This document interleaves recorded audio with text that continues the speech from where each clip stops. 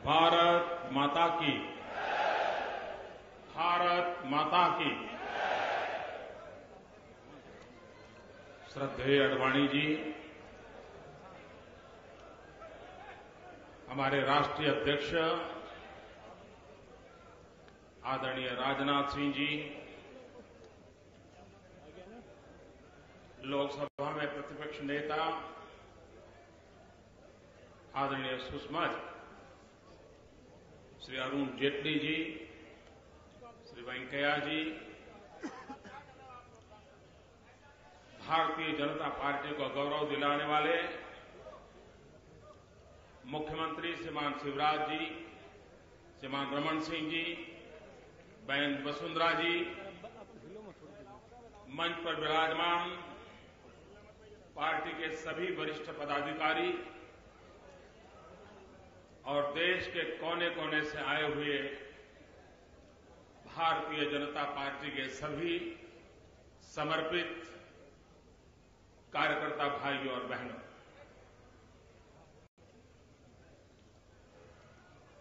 दो दिन से हम विस्तार से देश की चिंता और चर्चा कर रहे हैं, राजनीति की चिंता और चर्चा कर रहे हैं और भारतीय जनता पार्टी के संगठन के कार्यक्रमों के लिए भी सोच रहे हैं।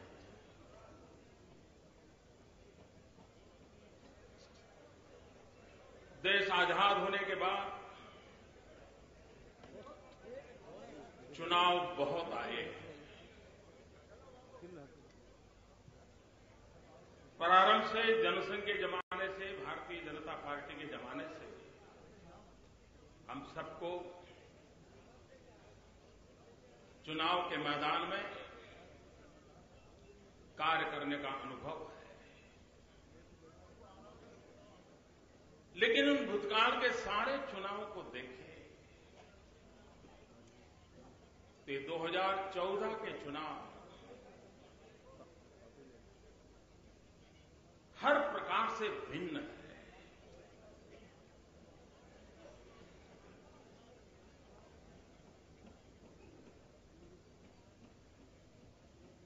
इसके पूर्व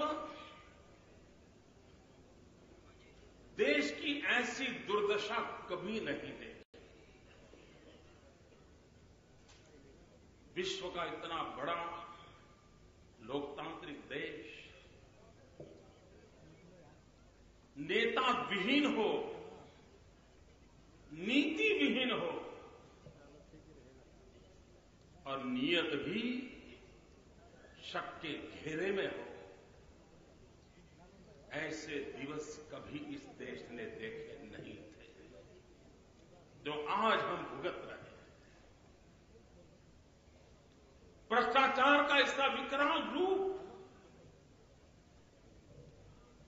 इस दशक में जो देखा है, देश ने कभी नहीं देखा। आत्महत्या करते किसान, रोजगार के लिए भटकता नौजवान, इज्जत बचाने के लिए परेशान मां और बहनें, महंगाई के मार से तड़प रहा भूखा बच्चा, भाइयों बहनों, ऐसी दुर्दशा कभी नहीं देखी। और इसलिए ये 2014 का चुनाव सिर्फ सत्ता परिवर्तन का चुनाव नहीं है। ये 2014 का चुनाव भारत के कोटि कोटि जनों के लिए एक आशा और अरमान का चुनाव है।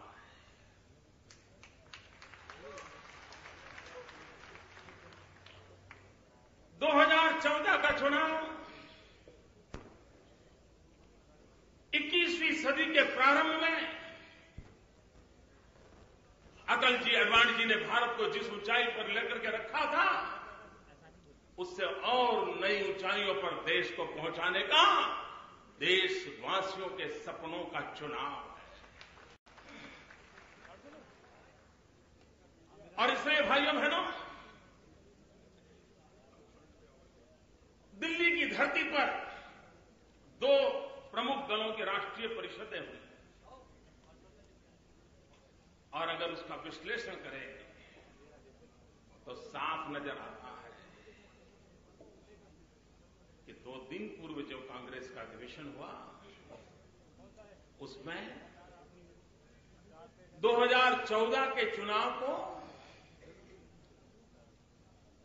दल को बचाने की जद्दोजहद के रूप में दिखाई देता है।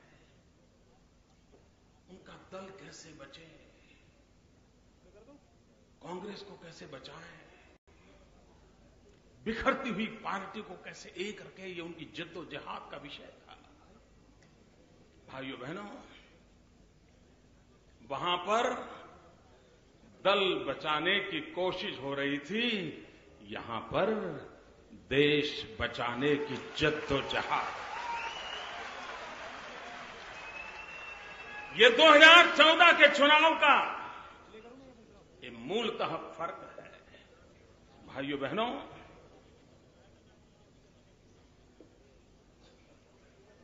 देश के कांग्रेस के कार्यकर्ता बड़ी आशा के साथ दिल्ली आए थे। उनको बताया गया था कि 17 तारीख को प्रधानमंत्री पद के लिए उम्मीदवार की घोषणा की जाएगी। बड़ी आशा और उमंग के साथ वो प्रधानमंत्री पद के उम्मीदवार की सौगात लेकर के जाने के लिए लालायित थे। और जैसा हमारे अरुण जेटली जी ने कहा कि देश भर के कांग्रेस कार्यकर्ता आए थे तो प्रधानमंत्री लेने के लिए, लेकिन वापस गए गैस के 3 बॉटल लेकर के। गैस के 3 सिलेंडर लेकर के वापस गए। भाइयों बहनों,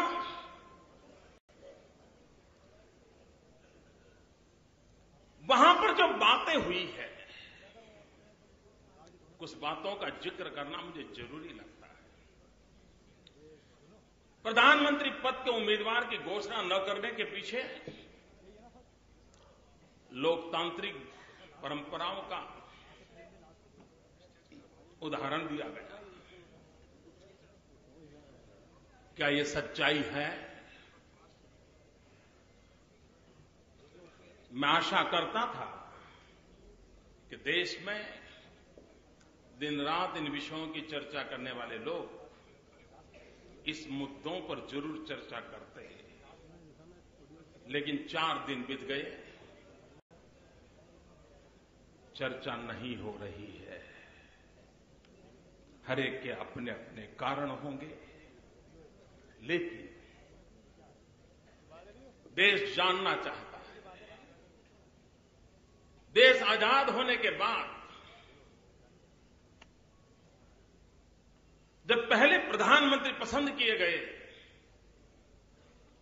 तब लोकतांत्रिक परंपराओं का क्या हुआ था?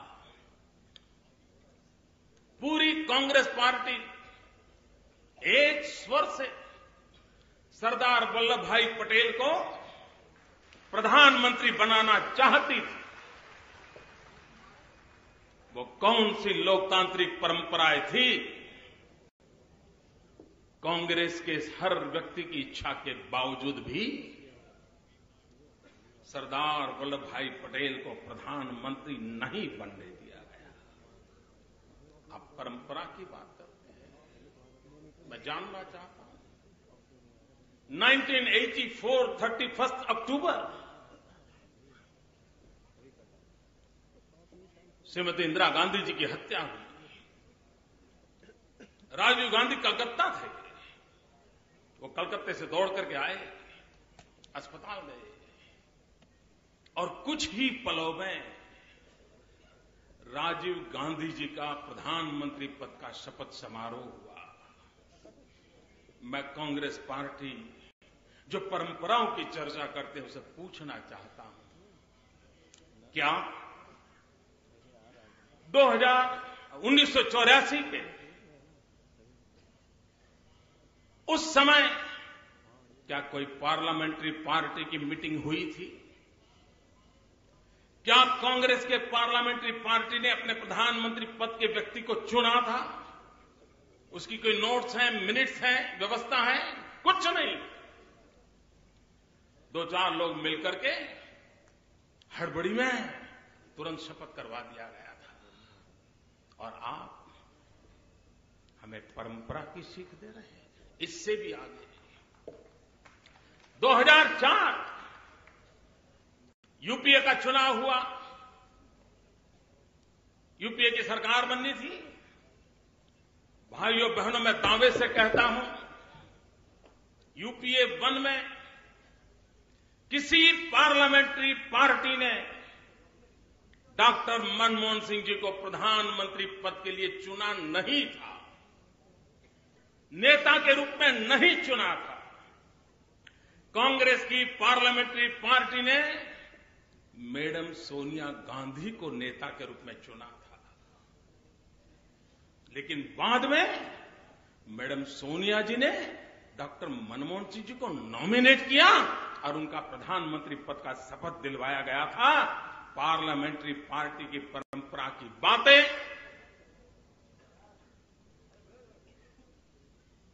ऐसी बातें करके हम बच नहीं सकते। और बहन सुषमा जी ने कहा, राजनाथ जी ने कहा, वेंकैया जी ने कहा, कल अरुण जी ने कहा था,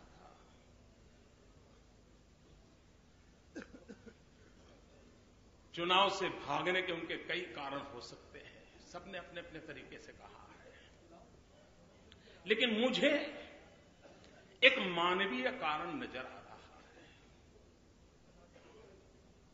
राजनीतिक कारण तो है ही है, लेकिन एक मानवीय कारण नजर आ रहा है। वो मानवीय कारण यह है, जब पराजय बिल्कुल निश्चित दिख रहा है, विनाश सामने नजर आ रहा है, तो क्या कोई मां अपने बेटे को बलि चढ़ाने के लिए तैयार होती है क्या?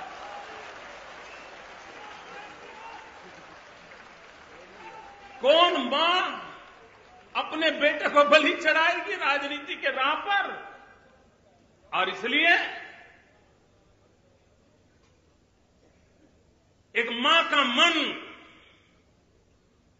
आखिरकार यही निर्णय कर गया, नहीं, मेरे बेटे को बचाओ।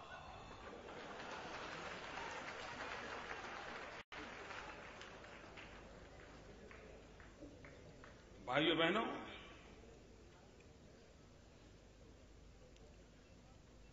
इन दिनों चाय वाले की बड़ी खातिरदारी हो रही है।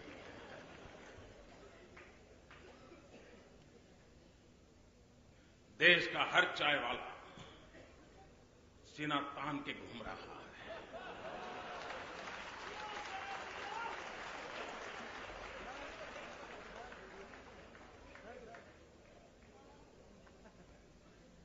भाइयों बहनों, इनका चुनाव से भाग जाने का कारण दो और भी है। एक, जिस परंपरा में वो पले बढ़े हैं, जिस प्रकार से एक वरिष्ठ परिवार के रूप में अपने आप को एस्टैब्लिश किया है, भाइयों बहनों, जब इस प्रकार के जीवन में लोग जीते हैं ना, तो उनकी मन की रचना भी ऐसी ही हो जाती है। सामंतशाही मानसिकता घर कर लेती है, और तब उनको विचार आता है, लोकसभा का चुनाव महत्वपूर्ण है, कांग्रेस को जीतना भी चाहिए, लेकिन ये तो बेइज्जती का सवाल है कि चाय वाले से भिड़ना,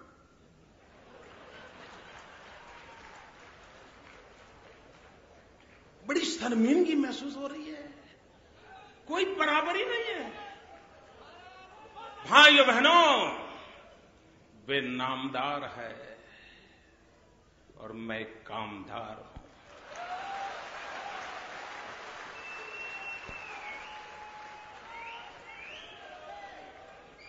ऐसे बड़े नामदार एक कामदार से मुकाबला करना बुरा मानते हैं, अपना खुद का अपमान मानते हैं। वो कैसे लड़ सकते हैं? इतना ही नहीं भाइयों बहनों, कभी कभी परंपरागत ऊंच नीच का भाव, जातिवाद का जहर, मनोमन पले हुई उच्चता का भाव, उच्च कुल में पैदा हुए लोगों के लिए ये भी चिंता का विषय है कि हम इतने बड़े कुल में पैदा हुए, जिस कुल परंपरा की सदियों से इज्जत हुआ करती थी, और सामने एक पिछड़ी जाति में पैदा हुआ।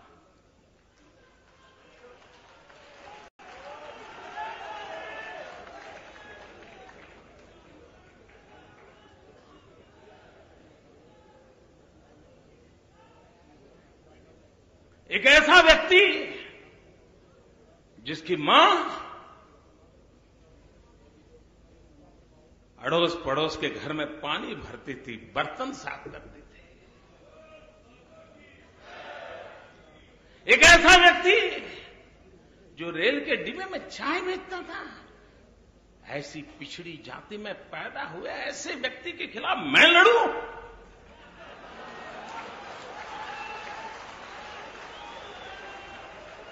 भाइयों बहनों, राजनीति की परिघे के बाहर भी ये भी सारे कारण हैं। और इसलिए भाइयों बहनों,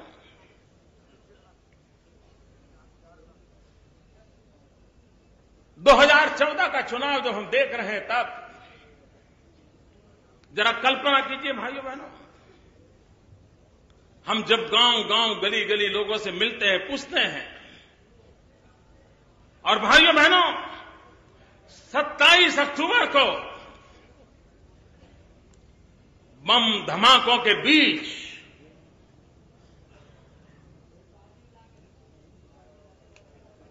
भारत मां की अपने रक्त से निर्दोष लोग पूजा अर्चना करते थे। भाइयों बहनों, उस समय जो जनसैलाब डटा हुआ था, वो दृश्य मुझे इस बात के संकेत करते हैं कि जब देश आजादी की लड़ाई लड़ता था,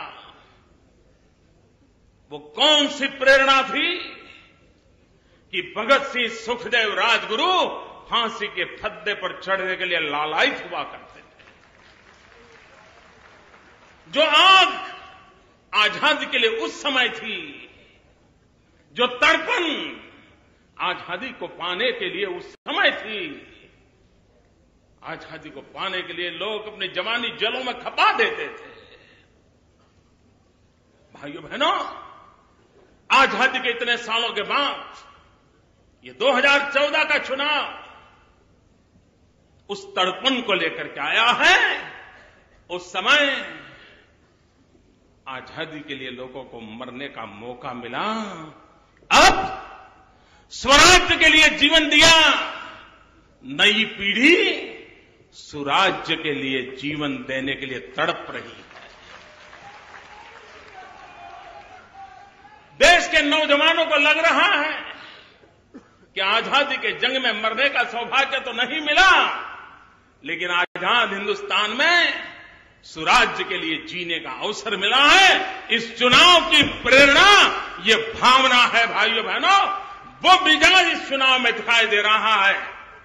और तभी तो जिनका भारतीय जनता पार्टी से कोसों दूर संबंध नहीं है, जिसका भारतीय जनता पार्टी के कार्यकर्ता के नाते कभी अवसर नहीं मिला है, जो राजनीति से भी अछूता है, ऐसे लाखों लोग आज भारतीय जनता पार्टी के कार्यालय पहुंचते हैं, मुझे चिट्ठियां लिखते हैं, फेसबुक लिखते हैं, ट्विटर पे मैसेज देते हैं, हमें काम दीजिए, हम कुछ करना चाहते हैं।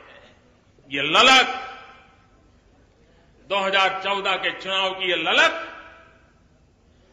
आजादी के जंग की जो ललक थी, स्वराज्य के आंदोलन की जो भावना थी, स्वराज्य के आंदोलन की भावना 2014 के चुनाव में प्रकट हो रही है। भाइयों बहनों, देश की आजादी के 60 साल से भी अधिक समय बीत गया।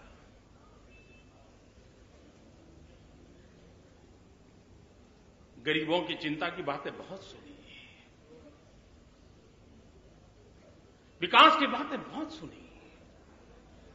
जरा पल भर के लिए भारत मां के मानचित्र को जरा हमारी नजर के समक्ष रखें भाइयों।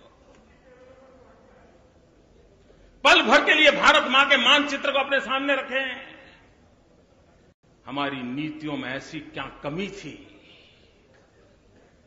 हमारे कार्य में ऐसी कौन सी खोट रह गई कि जिसके कारण जब भारत मां का चित्र देखते हैं तो भारत मां का पश्चिमी हिस्सा तो कुछ कर रहा है ऐसा नजर आ रहा है, कुछ हो रहा है ऐसा नजर आ रहा है।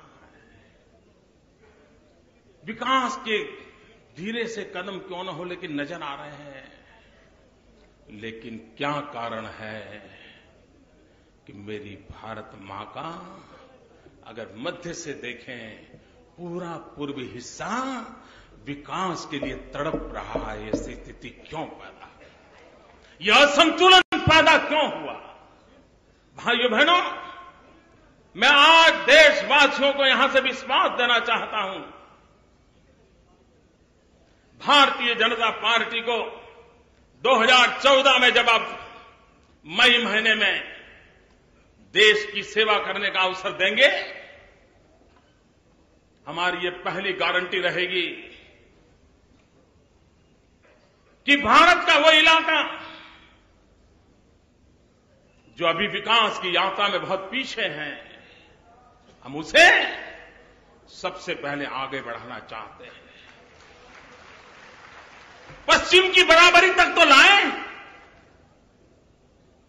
ऐसी कैसी मेरी भारत मां हो कि जिसकी एक भुजा तो मजबूत हो और दूसरी भुजा बहुत दुर्बल हो, ऐसी मेरी भारत माता नहीं हो सकती है। और इसलिए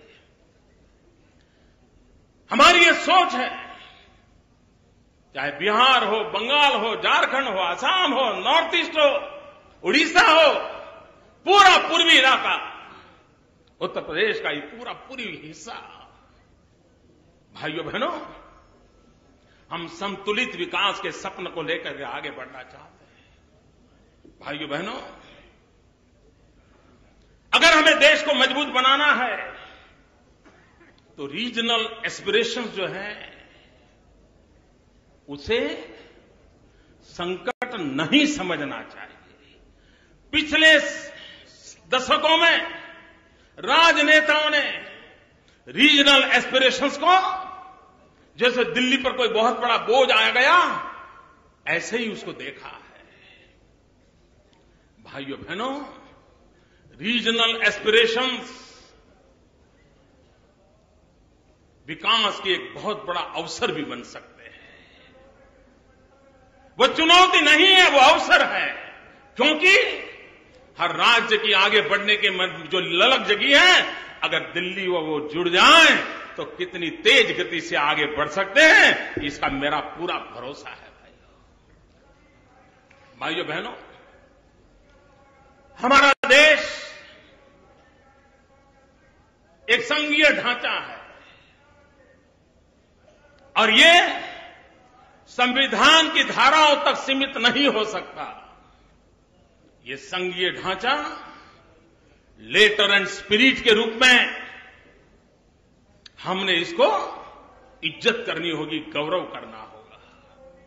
और भाइयों बहनों, मेरे लिए बड़े आनंद का विषय है कि मैं मुख्यमंत्री पद पर रहा हूं।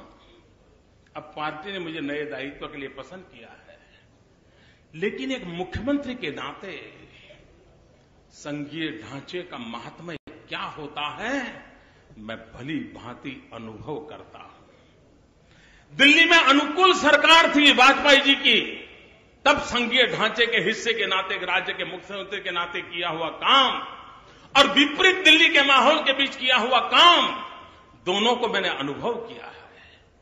और खुद अनुभवी होने के कारण मैं हर राज्य की पीड़ा को भली भांति समझ सकता हूं, हर मुख्यमंत्री की पीड़ा को भली भांति समझ सकता हूं, संघीय ढांचे के महात्म्य को समझ सकता हूं। और इसलिए भाइयों बहनों, भारतीय जनता पार्टी की सरकार संघीय ढांचे को सशक्त बनाने में, संघीय ढांचे को एम्पावर करने में रुचि रखती है और हम उसको आगे बढ़ना चाहते हैं। भाइयों बहनों, आज एटीट्यूड ऐसा है, एक बिग ब्रदर वाली एटीट्यूड है।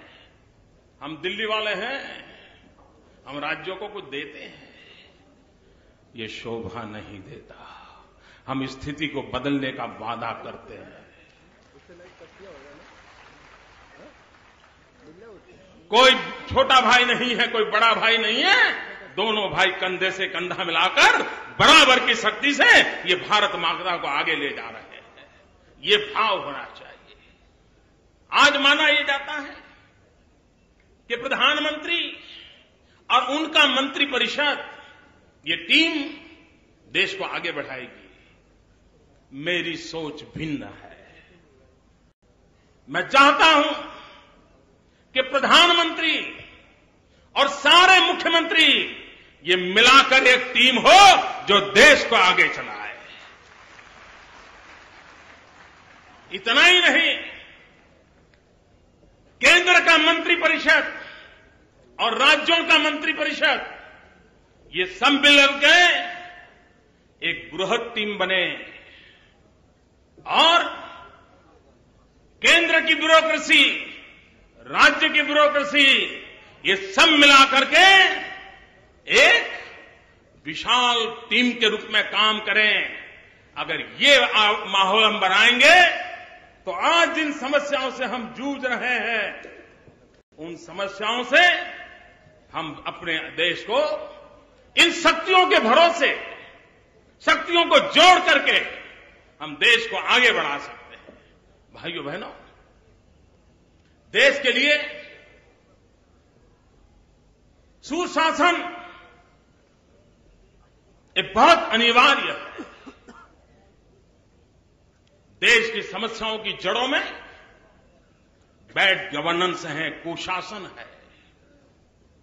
उससे निकलना है तो हमें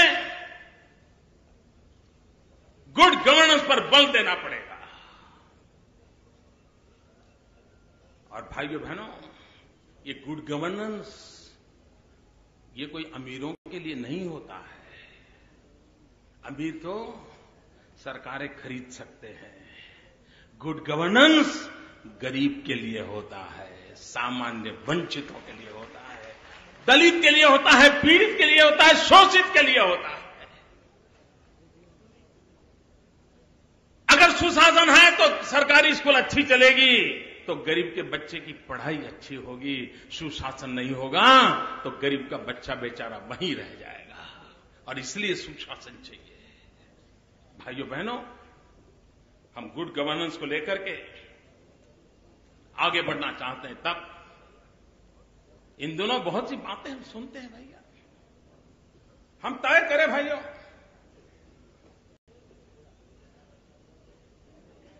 हम कई दिनों से कुछ बातें सुन रहे हैं।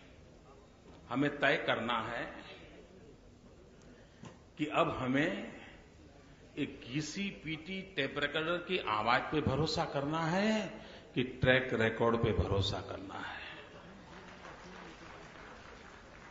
टेप रिकॉर्ड की घिसी-पीटी आवाज बहुत सुन चुके हैं, देश ट्रैक रिकॉर्ड के आधार पर निर्णय करें कि देश को किसके भरोसे और किसके हाथ में सलामती के साथ देना है, उस पर निर्णय करें।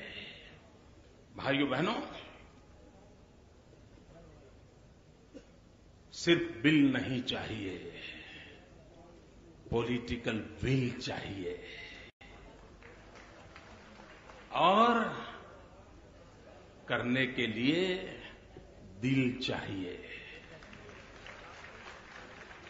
भाइयों बहनों, एक्ट बहुत सुन चुके हैं, देश को एक्ट सुन लिया, अब देश को एक्शन चाहिए।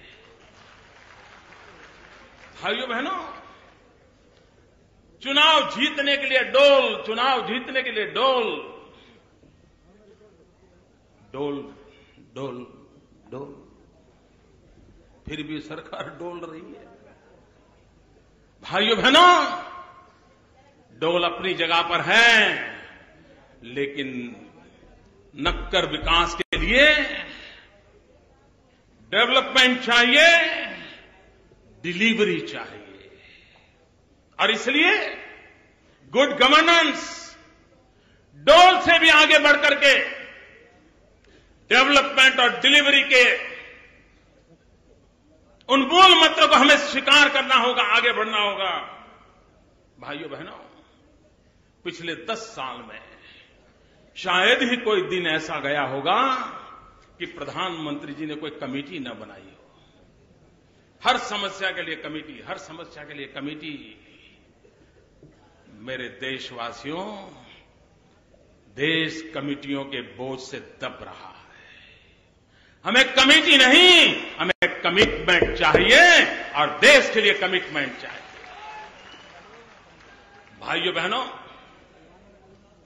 इतना बड़ा विशाल देश हमारा,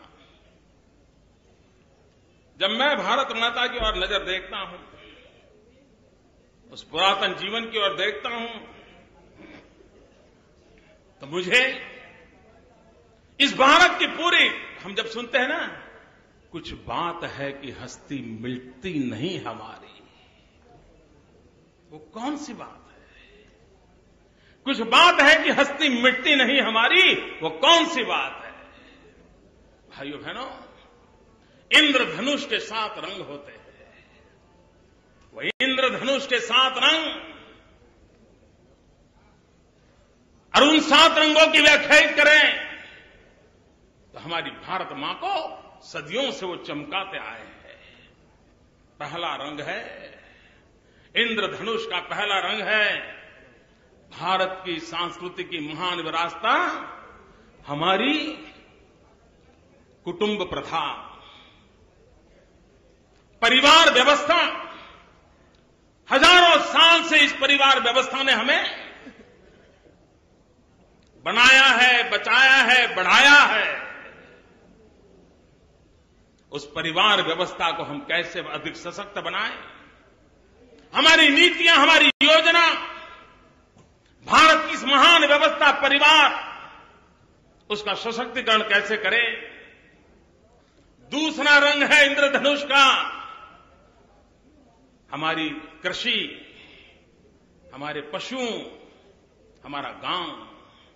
महात्मा गांधी भारत को गांवों का देश कहते थे। यह हमारे इंद्रधनुष का एक बहुत बड़ा महत्वपूर्ण चमकीला अंग है। अगर हम इसे और चमकदार नहीं बनाते, कृषि हो, पशुपालन हो, हमारा गांव हो, गरीब हो, और इसलिए नियत उनकी भलाई के लिए नीतियां बनाने की होनी चाहिए। भाइयों बहनों, हम जिस बात के लिए गर्व कर सकते हैं, वो हमारी तीसरा रंग है इंद्रधनुष का, वो हमारी भारत की नारी, हमारी मातृशक्ति, त्याग और तपस्या की मूर्ति। आज हमने वहां कहां लाकर के छोड़ा है? इंद्रधनुष के रंग को आकर्षक इंद्रधनुष को बनाना है तो हमारी माताओं का एम्पावरमेंट होना चाहिए, उनकी शिक्षा दीक्षा, इस पर हमारा बल होना चाहिए। आर्थिक सामर्थ्य की वो धरोहर उसके पास हो, उस पर हमने बल देना चाहिए, उसकी सुरक्षा पर हमने ध्यान देना चाहिए। हमारे इस इंद्रधनुष का चौथा रंग है जल, जमीन, जंगल, जलवायु। यह हमारी विरासत है, हमारी अमानत है। अगर हमें भारत को आने वाली सदियों तक विकास की दौड़ में आगे रखना है, तो हमारे इंद्रधनुष के इस चौथे रंग को भी उसकी परवरिश करनी होगी, उसको सुरक्षित करना होगा, उसको आधुनिक टेक्नोलॉजी के साथ और अधिक बलवत्तर बनाना पड़ेगा। भाइयों बहनों, इसका पांचवा रंग है जो आज सबसे महत्वपूर्ण है, वो है हमारा युवा धन, हमारी युवा शक्ति। हम कितने भाग्यवान हैं कि आज हिंदुस्तान दुनिया का सबसे नौजवान देश है। 65% जनसंख्या 35 से कम आयु की है। 65% जनसंख्या 65 से कम आयु की है, 35 से कम आयु की है। भाइयों बहनों, जिस देश के पास इतना बड़ा डेमोग्राफिक डिवीजन हो, इतनी हमारे पास नौजवानों की शक्ति हो, हम दुनिया को क्या कुछ नहीं दे सकते हैं। पूरे विश्व को वर्कफोर्स के लिए आने वाले दिनों में गंभीर संकट आने वाला है।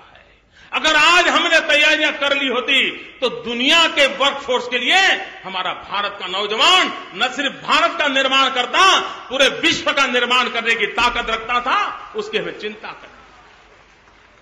भाइयों बहनों, हमारे देश का युवा कुछ बातें बड़ी चिंता फैला रही है। आधुनिकता के नाम पर पश्चिमी रंग के प्रभाव के कारण इंद्रधनुष का यह रंग कहीं फीका तो नहीं पड़ रहा है।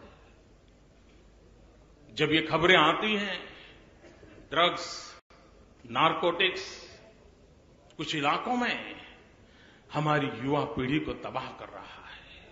भाइयों बहनों, राजनीति से परे उठ करके हम सबका दायित्व बनता है, सारे देशवासियों का दायित्व बनता है कि अपने इन नौजवानों को ड्रग्स, नारकोटिक्स में कदम रखने से पहले बचा ले। जीरो टॉलरेंस का माहौल बनाए हम। हमारी युवा पीढ़ी को रक्षा करनी पड़ेगी हमें, कानूनी व्यवस्था से हो, विदेशों से स्मगलिंग अगर होता है तो उसको रोकने की बात हो।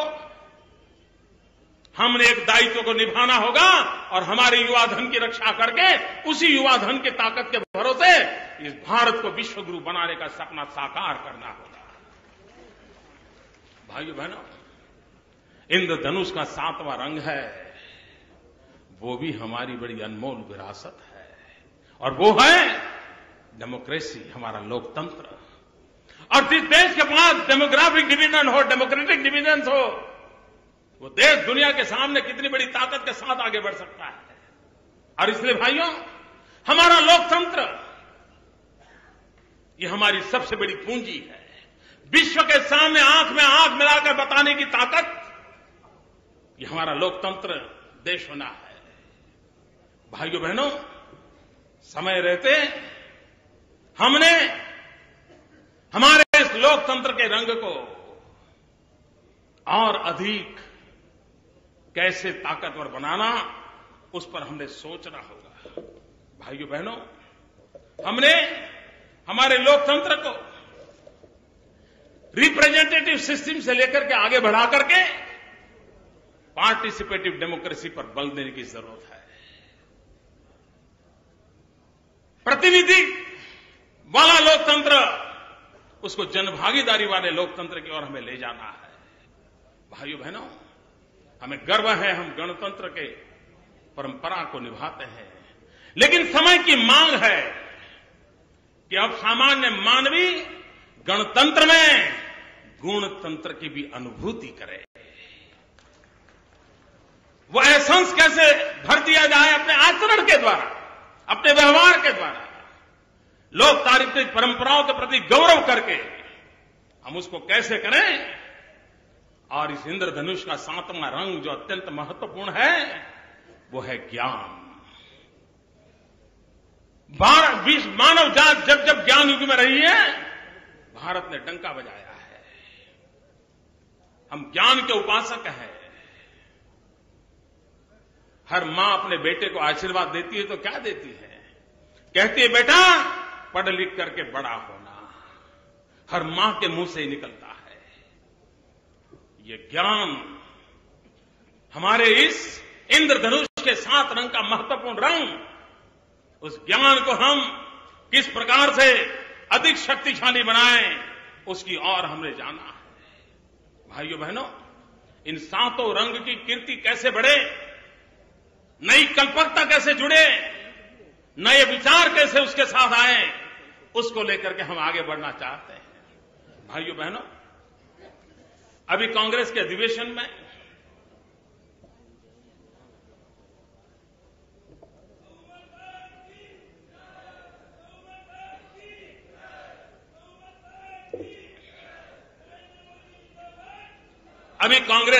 में कहा गया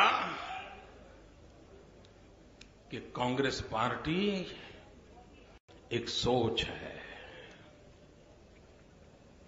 हम भी मानते हैं, बिना सोच के न कोई दल हो सकता है, न कोई आंदोलन हो सकता है। लेकिन कठिनाई यह है कि आज कांग्रेस के पास सोच है कि नहीं है, कैसी सोच है, कौन सी सोच है, वो तो एक बात है। लेकिन देश इतना जरूर जानता है कि कांग्रेस पार्टी सोच में पड़ी हुई है। लेकिन भाइयों बहनों, आज मैं आपके सामने कहना चाहता हूं, इस सोच को समझने की आवश्यकता है। मैं कहना चाहता हूं, आपकी सोच क्या है, हमारी सोच क्या है। और देशवासी आज मुझे दूरदर्शन टीवी के माध्यम से देख रहे हैं, मैं उनसे भी अनुरोध करता हूं, मेरे भारत के भाइयों बहनों, कि आप मेरे इन शब्दों पर गौर कीजिए। उनकी सोच है भारत मधुमक्खी का छाता है। ये कहा था उन्होंने, हनी भी है। उनकी सोच है भारत मधुमक्खी का छाता है। हमारी सोच है भारत हमारी माता है।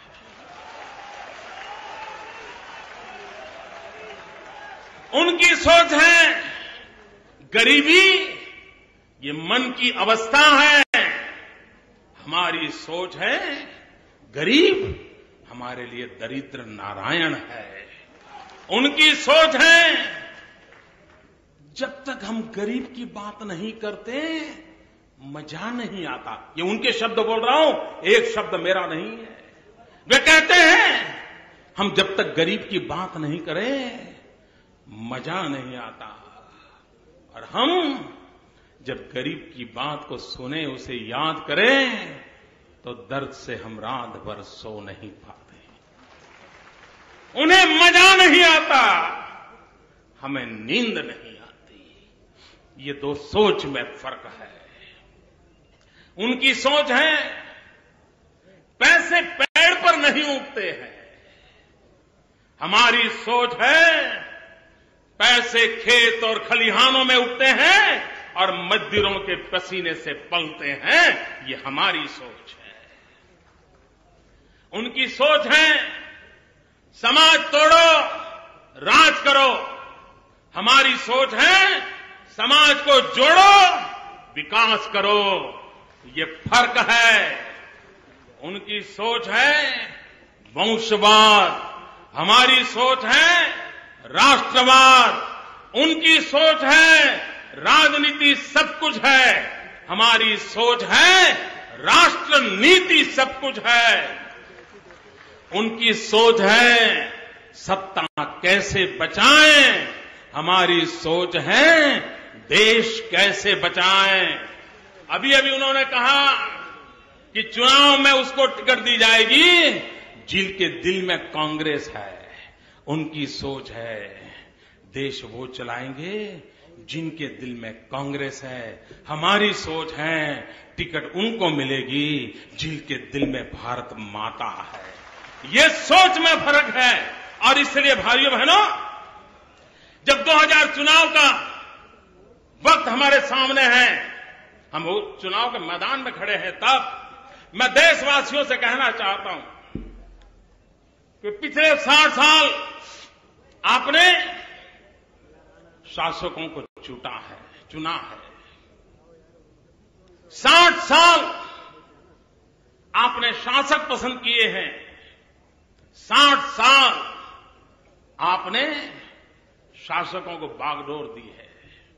मैं आज भारतीय जनता पार्टी के इस पवित्र मंच से मेरे देशवासियों से प्रार्थना करता हूं, आपने 60 साल शासकों को दिए, 60 महीने एक सेवक को देके, 60 महीने एक सेवक को देके देखो। देश को शासक नहीं, सेवक की जरूरत है। और लोकतंत्र की मांग यही है कि देश की सेवा करने का हर किसी को अवसर मिले। भाइयों बहनों, आज जब हम आने वाले भविष्य का एक खाका खींच रहे हैं, तब देश के सामने महंगाई एक सबसे बड़ी समस्या है। गरीब के घर में चूल्हा नहीं जलता है। मां, बच्चे रात रात रोते हैं, आंसू पी के सोते हैं।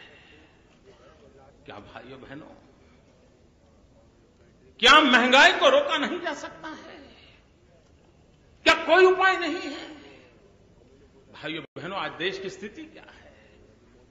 हमारे पास कोई रियल टाइम डाटा ही नहीं होता है। खेती की सीजन आई, कितनी फसल कहां कितनी बोई जा रही है, कोई रियल टाइम डाटा नहीं। कौन सा अन्न, कौन सी चीज कितनी पैदावार हुई, रियल टाइम डाटा नहीं है। हमारी पहली प्राथमिकता रहेगी कि देश के कृषक जो खेती के क्षेत्र में काम करते हैं, हम एक रियल टाइम डाटा का टेक्नोलॉजी के द्वारा एक मैकेनिज्म विकसित करेंगे और देश को समय रहते पता चलेगा कि इस बार ये फसल इतनी बोई गई है, और फसल होने पर पता चलेगा कि इस वर्ष इतनी फसल पैदावार हुई है, इतनी हमारी आवश्यकता है। आवश्यकता का भी रियल टाइम डाटा होना चाहिए और हर भूभाग का होना चाहिए, और हम उसके आधार पर तय कर सकते हैं कि अगर देश की इतनी आवश्यकता है, इतनी फसल है, तो समय रहते क्या इंपोर्ट करना, क्या एक्सपोर्ट करना, उसका फैसला कर सकते हैं। आज क्या हो रहा है, एक तरफ देश में जरूरत हो, उसी को दूसरे रास्ते से एक्सपोर्ट कर दिया जाता है। देश भूखा मरता है और फिर उसी चीज को फिर इंपोर्ट किया जाता है। पता नहीं कौन सा कारोबार होगा। और इसलिए भाइयों बहनों, हमारा आग्रह है और हमें विश्वास है कि सामान्य व्यक्ति को महंगाई का मार झेलना न पड़े, किसानों का एक्सप्लॉयटेशन न हो, और इसलिए एक प्राइस स्टेबिलाइजेशन फंड की रचना होनी चाहिए देश में, और प्राइस स्टेबिलाइजेशन फंड के द्वारा, सरकार के द्वारा इंटरवेन करके गरीब की थाली को हमेशा सलामत रखा जाए, इसकी चिंता किया जाए। इसी प्रकार से समय की मांग है, देश में एक नेशनल एग्रीकल्चर मार्केट खड़ा किया जा रहा है। इतना ही नहीं, ब्लैक मार्केटियर्स के लिए स्पेशल अदालतें बनाई जाए और समय सीमा के अंदर ये ब्लैक मार्केटियर्स को सजा देकर के हिंदुस्तान के अंदर इस प्रकार की प्रवृत्ति को रोका जाए। अगर हम इस प्रकार के एक के बाद एक कदम उठाएं, भाइयों बहनों, अगर अटल जी की सरकार महंगाई रोक सकती है, अगर मोरारजी भाई देसाई की सरकार महंगाई रोक सकती है, तो 2014 में भाजपा की सरकार भी महंगाई रोक सकती है। ये मैं आपको विश्वास दिलाता हूं। भाइयों बहनों, बेरोजगारी, जिस देश के पास इतना बड़ा युवा धन हो लेकिन रोजगार के लिए तड़पता हो, इसके लिए भाइयों बहनों हमें सेंटर फॉर एक्सीलेंस उसको बल देने की आवश्यकता है। हमने स्किल डेवलपमेंट पर बल देने की आवश्यकता है और स्किल डेवलपमेंट भी नीड बेस्ड कैसे किया जाए।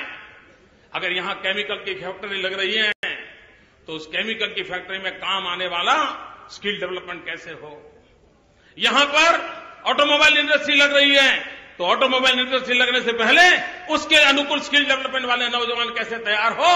अगर इसको हम ढंग से करें भाइयों बहनों, हम बेरोजगारी के खिलाफ लड़ाई अच्छी तरह लड़ सकते हैं। भाइयों बहनों, हमारे पास ह्यूमन रिसोर्स का कोई प्लानिंग नहीं है।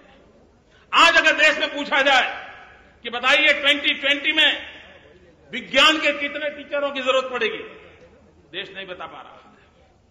2020 में कितनी नर्सिस की जरूरत पड़ेगी, देश बता नहीं पा रहा है। अगर हम ह्यूमन पावर स्ट्रेंथ का अभी से अगर हम प्लानिंग करें और उसको कब और उसके अनुसार हम डेवलपमेंट करें तो जैसे ही वो व्यक्ति तैयार होगा उसको जरूरत के अनुसार से रोजगार मिल जाएगा। भाइयों बहनों, हिंदुस्तान का युवा धन ये हिंदुस्तान की शक्ति है, उसके हाथ में हुनर देना चाहिए, कार्य का अवसर देना चाहिए। भारत के ग्रोथ को आगे बढ़ाने के लिए इससे बड़ी कोई पूंजी हमारे पास हो सकती नहीं है, हम उसको आगे बढ़ाना चाहते हैं। भाइयों बहनों, आदरणीय अडवाणी जी ने ब्लैक मनी के खिलाफ एक बहुत बड़ा जंग छेड़ा है। हम भारतीय जनता पार्टी के एक एक कार्यकर्ता का कमिटमेंट है कि अडवाणी जी ने जो सपना संजोया है इसे हम पूरा करके रखेंगे। जो भी कानूनी व्यवस्था करनी पड़ेगी कानूनी व्यवस्था की जाएगी। उसके विषय के ज्ञाताओं का टास्क फोर्स बनाना होगा तो टास्क फोर्स बनाया जाएगा। लेकिन दुनिया के देशों में हिंदुस्तान से लूटा गया जो सामान, पैसे, रुपये रखे गए हैं, एक एक पाई लाई जाएगी और गरीब की भलाई के लिए काम लगाई जाएगी। भाइयों बहनों,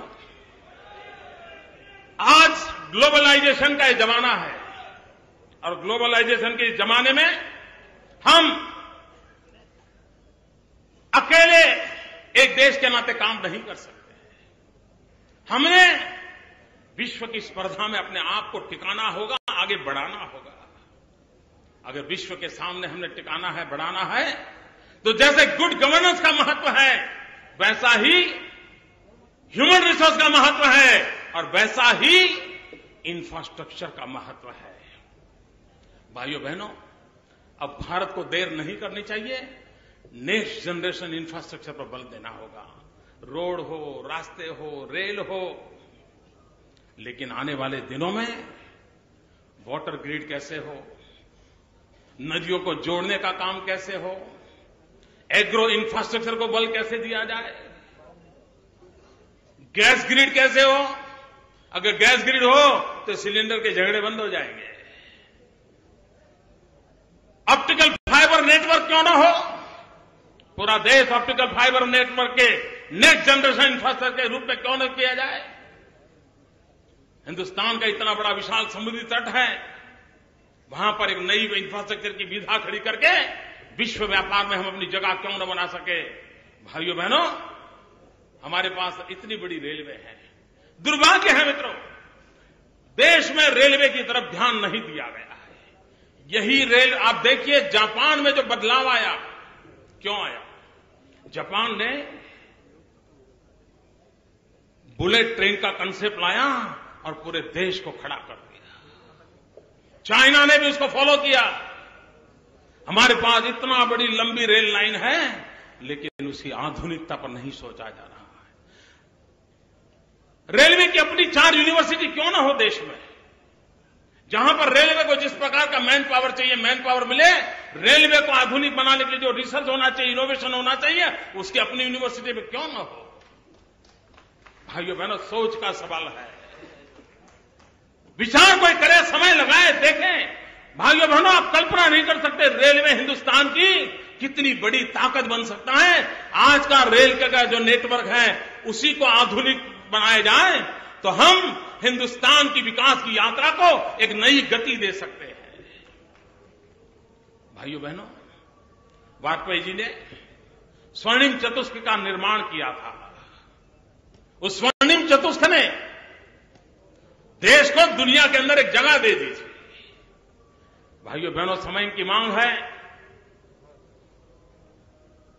8-9 साल के बाद भारत की आजादी के 75 वर्ष होंगे। डायमंड जुबली का समय आएगा। क्या समय की मांग नहीं है कि हम अटल जी के उस सोच को और एक नया रंग रूप देकर के बुलेट ट्रेन का डायमंड चतुष्क तैयार करें और जब देश 75 साल गोल्डन जुबली डायमंड जुबली मनाता हो तब देश को बुलेट ट्रेन से कम 4 दिशाओं में जाने का काम हम खड़ा करते हैं। आप देखिए, दुनिया नए सिरे से हिंदुस्तान को देखने लगेगी। भाइयों बहनों, आज विश्व के अंदर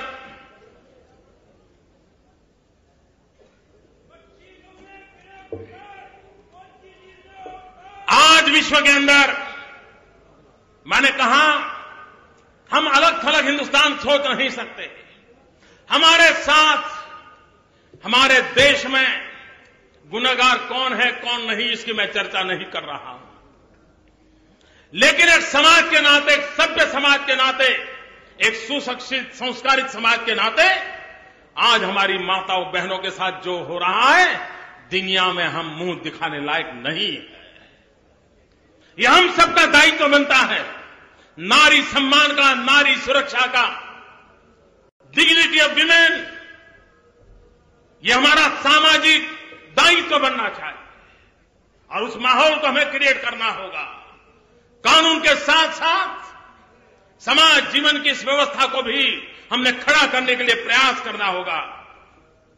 हमने एक मिशन मोड पे बेटी बचाओ बेटी पढ़ाओ मिशन मोड पे आगे बढ़ना है। मां के गर्भ में 21वीं सदी में बेटी को मार दिया जाए, भाइयों बहनों, इससे बड़ा कोई कलंक नहीं हो सकता। लाखों बेटियां मां के गर्भ में मारी जा रही हैं। ये हम सबका दायित्व है।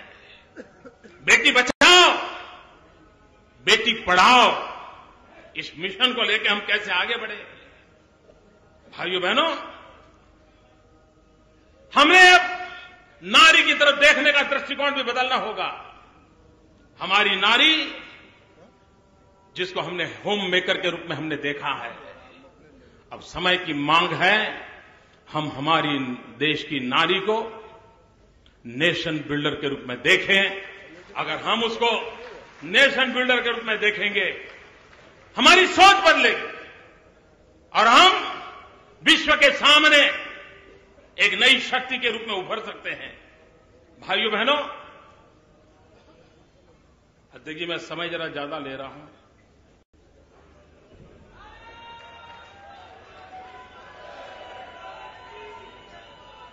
भूख लगी होगी ना?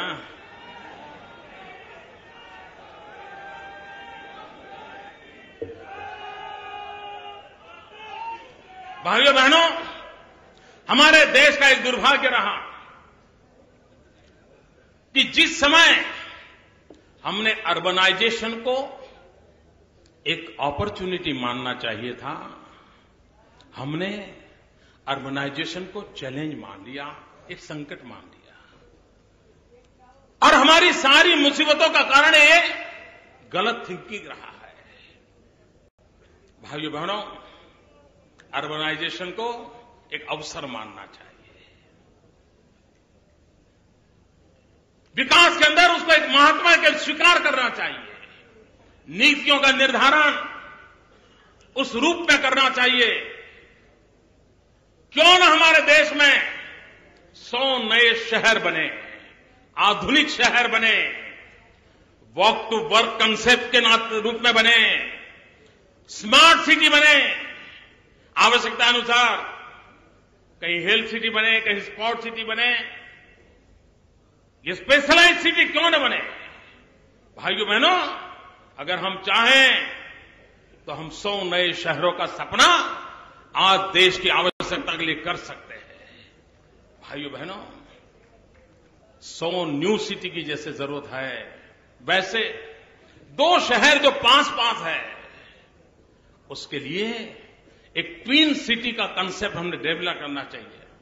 जैसे न्यूयॉर्क, न्यू जर्सी है, हमने ट्विन सिटी कंसेप्ट को डेवलप करना चाहिए। विकास का एक नया मॉडल उसमें से हमें मिल सकता है। उसी प्रकार से बड़े शहरों के आसपास सैटेलाइट सिटीज, इसकी पूरी जाल बनानी चाहिए। एक अवसर के रूप में लें और आप कल्पना कर सकते हैं जब इतना सारा काम शुरू होगा, कितना सीमेंट चाहिए, कितना लोहा चाहिए, कितने सीमेंट के कारखाने चाहिए, कितने लोहे के कारखाने चाहिए, कितने नौजवान चाहिए, कितनों को रोजगार मिलेगा। आप अंदाज कर सकते हैं देश के जीडीपी की जो चिंता हो रही है, उसका जवाब इसमें से मिल सकता है। भाइयों बहनों, क्या आजादी के इतने साल के बाद गरीब के पास घर नहीं होना चाहिए? क्या छत के बिना जिंदगी गुजारने के लिए उसको मजबूर होना पड़े? क्यों न हम करोड़ों करोड़ों मकान बनाने का सपना लेकर के और राज्यों को उसको जोड़ करके मिशन मोड पे हर राज्य उसमें जुड़ जाए, केंद्र और राज्य मिलकर के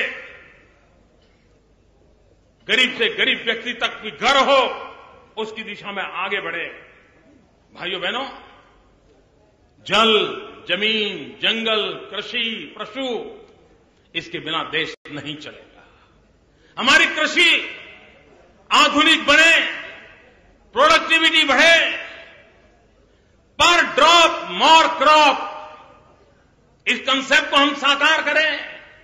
एक एक बूंद पानी से फसल कैसे पैदा हो, ड्रिप इरिगेशन हो, स्प्रिंकलर्स हो, आधुनिक विज्ञान को कैसे स्वीकार करें, नीतियों को कैसे प्रोत्साहन दिया जाए। भारत के लिए आवश्यक फसल के लिए वेस्टलैंड डेवलपमेंट के लिए एक मिशन मोड पर अगर काम करें, भाइयों बहनों, एग्रो इंफ्रास्ट्रक्चर पर एक विशेष रूप से ध्यान देने की आवश्यकता है। एग्रो इंफ्रास्ट्रक्चर के साथ साथ नदियों को जोड़ने वाले संकल्प जो अटल जी ने दिया है, उस अटल जी को सपने को साकार करने के लिए नदियों के जोड़ने के काम को हमने आगाह करना पड़ेगा। और भाइयों बहनों, गुजरात में अमूल डेयरी इतने सालों से चल रही है। क्या हिंदुस्तान के बड़े राज्यों में श्वेत क्रांति नहीं हो सकती है? क्या वहां का हमारा किसान दूध उत्पादन करके उस राज्य की दूध की आवश्यकताओं की पूर्ति करे, इतना ताकतवर नहीं बन सकता है? भाइयों बहनों, हमने उस दिशा में आगे करके देखना होगा ताकि हमारे किसान को कभी मुसीबत झेलनी नहीं पड़ेगी। और इसलिए मैं कहता हूं, अगर हमने कृषि विकास करना है तो 1/3 agriculture, 1/3 animal husbandry and 1/3 tree plantation. देश का दुर्भाग्य देखिए, हमारे यहां जमीन को नापा नहीं गया है। आज सैटेलाइट टेक्नोलॉजी के माध्यम से तत्काल किसानों की जमीन कितनी है, साइज क्या है, उसका पूरा लेखा जोखा उसको देना चाहिए। तो आज वो अपनी बाढ़ करने के लिए जमीन वेस्ट करता है, वो नहीं करेगा। और वो जो किनारे पर अगर पेड़ लगाएगा, आज हमें टिम्बर इंपोर्ट करना पड़ता है, हम टिम्बर इंपोर्ट करने से बच जाएंगे। और इसलिए हमने भाइयों बहनों टिम्बर इंपोर्ट करने से बचना है तो, और हमारे किसान को ताकतवर बनाना है तो, हमने इस बात को बल देते हुए आगे बढ़ने की दिशा में काम करना होगा। और मुझे विश्वास है मित्रों कि हम अगर उन बातों को करते हैं तो हम परिस्थिति को पलट सकते हैं। उसी प्रकार से बिजली, कैसा देश है, 20,000 मेगावाट बिजली के कारखाने बंद पड़े हैं, फ्यूल नहीं है, कोयले की खदानें बंद पड़ी हैं। क्या हम सपना नहीं देख सकते पावर ऑन डिमांड? अगर राज्य इनिशिएटिव ले, केंद्र मदद करें, 24 घंटे बिजली हर घर में पहुंचाई जा सकती है, सामान्य व्यक्ति के जीवन में बदलाव लाया जा सकता है। भाइयों बहनों, शिक्षा, अगर 21वीं सदी में हमें दुनिया के सामने अपना सर ऊंचा रखना है तो शिक्षा में कोई कॉम्प्रोमाइज नहीं होना चाहिए। हमारी प्राइमरी एजुकेशन को हमें और अधिक बल देने की आवश्यकता है। उसके साथ साथ क्यों न हिंदुस्तान के हर राज्य में आईआईएम न हो, क्यों न हिंदुस्तान के हर राज्य में आईआईटी न हो, हाँ, क्यों न हिंदुस्तान में हर राज्य में एम्स न हो, हमारा सपना है। हर राज्य में आईआईएम हो, आईआईटी हो, एम्स हो, हमारी शिक्षा की एक नई ऊंचाइयों पर ले जाने की दिशा में हमारा प्रयास हो और हम उसको आगे बढ़ाना चाहते हैं। भाइयों बहनों, हेल्थ सेक्टर, आज अगर गरीब के घर में बीमारी आ जाए, मध्यम वर्ग के परिवार के घर में बीमारी आ जाए, उसका पूरी आर्थिक स्थिति चरमरा जाती है, वो तबाह हो जाता है। और इसलिए हम अप्रोच को बदलने की आवश्यकता है। जैसे शिक्षा में टीचिंग अप्रोच को छोड़ करके लर्निंग अप्रोच पे जाने की आवश्यकता है, उसी प्रकार से हेल्थ के सेक्टर में आज हम सिकनेस को एड्रेस करते हैं, आवश्यकता है हम वेलनेस को एड्रेस करें। हम बीमारी की चिंता करते हैं, हम स्वास्थ्य की चिंता कम करते हैं। और इसलिए preventive health care, paramedical forces, ये सारी शक्तियों को कैसे जोड़ा जाए। भाइयों बहनों, हेल्थ इंश्योरेंस की बातें बहुत हुई हैं। 21वीं सदी में हमें गारंटी देनी होगी, हेल्थ इंश्योरेंस से अटकना नहीं है, हेल्थ एश्योरेंस का वादा करना होगा। हेल्थ इंश्योरेंस का वादा करके हमें आगे बढ़ना पड़ेगा। भाइयों बहनों, क्या गरीबी के खिलाफ लड़ाई नहीं लड़ी जा सकती? क्या गरीबी सिर्फ नारों का विषय बन जाएगा?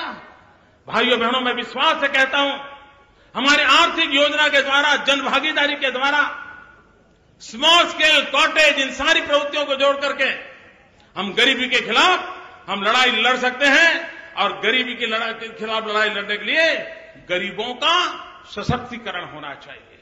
एम्पावरमेंट ऑफ पुअर, उसको भी गरीबी से बाहर आना है, हमने उसको अवसर देना चाहिए। और जहां जहां हमने अवसर दिया है, हमें परिणाम मिले हैं, उसको हमें आगे बढ़ाना है। भाइयों बहनों, इसके उपरांत एक और महत्वपूर्ण बात है। मैंने कहा कि दुनिया के सामने जब ताकत से खड़ा रहना है,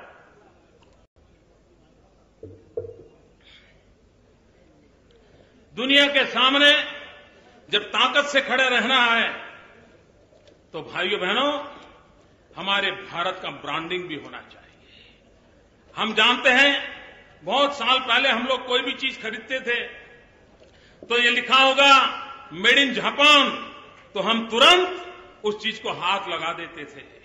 भाइयों बहनों, क्या ये समय की आवश्यकता नहीं है कि हम भी ब्रांड इंडिया की ओर बल दें? और जब मैं ब्रांड इंडिया की बात करता हूं, तब मैं 5T की बात करता हूं।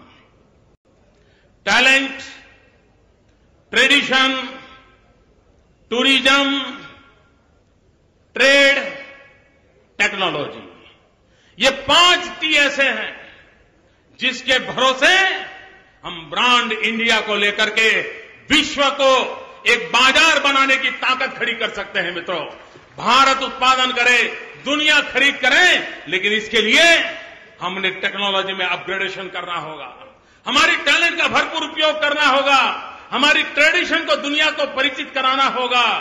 टूरिज्म में बहुत ताकत होती है। भाइयों बहनों, terrorism divides, tourism unites. Terrorism तोड़ता है, टूरिज्म जोड़ता है। भाइयों बहनों, हम टेक्नोलॉजी, ट्रेड, इन परंपराओं को हम आगे लेकर के चलें। भाइयों बहनों, इन दिनों एक नई शब्दावली हमारे सामने आई है, मैं आज उसकी भी चर्चा करना चाहता हूं। कुछ लोग कह रहे हैं my idea of India. Hindustan के 125 करोड़ देशवासियों के आइडिया ऑफ इंडिया हो सकता है, ये किसी की जागीर नहीं हो सकती। आपका भी हो सकता है, इनका भी हो सकता है, यहां पर बैठे लोगों का भी हो सकता है, मेरा भी हो सकता है। और इसलिए आइडिया ऑफ इंडिया, इसको कहीं बांधा नहीं जा सकता है। मैं आज माय इंडिया ऑफ आइडिया की बात आप सबके सामने प्रस्तुत करना चाहता हूं। भाइयों बहनों, माय आइडिया ऑफ इंडिया सत्यमेव जयते। माय आइडिया ऑफ इंडिया वसुधैव कुटुंबकम। माय आइडिया ऑफ इंडिया अहिंसा परमो धर्म। माय आइडिया ऑफ इंडिया आनो भद्राः कृतवो यन्तु विश्वतः। माय आइडिया ऑफ इंडिया सर्व पंथ समभाव। माय आइडिया ऑफ इंडिया एकम सत् विप्राः बहुधा वदन्ति। माय आइडिया ऑफ इंडिया सर्वे भवन्तु सुखिनः सर्वे सन्तु निरामया। माय आइडिया ऑफ इंडिया सहना भवतु सहनौ भुनक्तु सह वीर्यं करवावहै। माय आइडिया ऑफ इंडिया न त्वं हम कामये राज्यम न मोक्षम न पुनर्भवम कामये दुक्तप्तानाम प्राणिनामार्ति नाशनम। माय आइडिया ऑफ इंडिया जननी जन्मभूमिश्च स्वर्गादपि गरीयसी। माय आइडिया ऑफ इंडिया पौधे में भी परमात्मा होता है। माय आइडिया ऑफ इंडिया वैष्णवजन तो तेनेरे कहिए जे पीड़ पराई जाने रे। माय आइडिया ऑफ इंडिया वाच कांच मन निश्चल राखे परधन जाले हाथ रे परधन नव जाले हाथ रे। माय आइडिया ऑफ इंडिया यत्र नार्यस्तु पूज्यन्ते रमन्ते तत्र देवताः। माय आइडिया ऑफ इंडिया नारी तू Narayani. My idea of India दरिद्र नारायण की सेवा। माय आइडिया ऑफ इंडिया नर करनी करे तो नारायण हो जाए।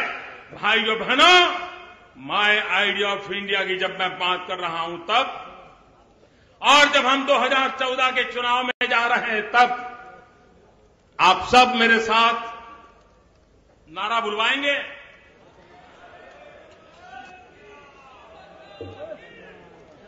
दो मुट्ठी बंद करके पूरी ताकत से बोलेंगे। मैं बोलूंगा, उसके बाद आपको बोलना है वोट फॉर इंडिया। मैं बोलूं, उसके बाद आपको बोलना है वोट फॉर इंडिया। पूरे हाथ ऊपर करके बोलेंगे। वंशवाद के मुक्ति के लिए, भाई भतीजेवाद की मुक्ति के लिए, भ्रष्टाचार से मुक्ति के लिए, महंगाई से मुक्ति के लिए, कुशासन से मुक्ति के लिए, देश की रक्षा के लिए, जन जन की सुरक्षा के लिए, रहने को घर के लिए, खाने को अन्न के लिए, बीमार की दवाई के लिए, दरिद्र नारायण की भलाई के लिए, शिक्षा में सुधार के लिए, युवाओं को रोजगार के लिए, नारी के सम्मान के लिए, किसानों के कल्याण के लिए, स्वावलंबी भारत के लिए, शक्तिशाली भारत के लिए, समृद्धिशाली भारत के लिए, प्रगतिशील भारत के लिए, भारत की एकता के लिए, एक भारत श्रेष्ठ भारत के लिए, सुराज की राजनीति के लिए, सुशासन की राजनीति के लिए, विकास की राजनीति के लिए। भाइयों बहनों, वोट फॉर इंडिया का हमारा जो सपना है, देशवासी, भाइयों बहनों, हम यहां से जब विदाई लेंगे, आदरणीय आडवाणी जी के आशीर्वाद लेकर के आज हम अपने इलाके में जा रहे हैं। हम विजय का व्रत लेकर के जाएं। हम तो विजय व्रती बने, हमारे हर साथी को विजय व्रती बनाएं। और भाइयों बहनों, ये बात याद रखें कि चुनाव का विजय का गर्भाधान, चुनाव के विजय का गर्भाधान पोलिंग बूथ में होता है। पोलिंग बूथ विजय की जननी होती है, और जो जननी होती है उसकी हिफाजत करना हमारा दायित्व होता है। इसलिए पोलिंग बूथ की हिफाजत हो, पोलिंग बूथ की चिंता हो, पोलिंग बूथ जीतने का संकल्प हो, इस संकल्प को लेकर के आगे बढ़े और भारत दिव्य बने, भारत भव्य बने। इस सपने को साकार करने के लिए देशवासियों की शक्ति को हम साथ मिलकर के वोट में परिवर्तित करें। इसी एक अपेक्षा के साथ मैं राष्ट्रीय नेतृत्व का बहुत आभारी हूं कि मुझ जैसे एक सामान्य व्यक्ति को ये काम दिया है। और इसलिए भाइयों बहनों, जब एक चाय वाला चुनाव लड़ता है, आप देश को कहेंगे कि मोदी जी एक ऐसे इंसान हैं जिसके पास अपना कुछ नहीं है, और आप कहेंगे तो 10 करोड़ परिवारों से फंड जरूर मिलेगा। गरीब से गरीब व्यक्ति भी इस बार भाजपा को दम देने के लिए उमंग से आगे आएगा। और हम तय करें मित्रों, हिंदुस्तान के सामान्य नागरिक के धन से हम चुनाव लड़ेंगे। अभी केरल के हमारे कार्यकर्ताओं ने करके दिखाया।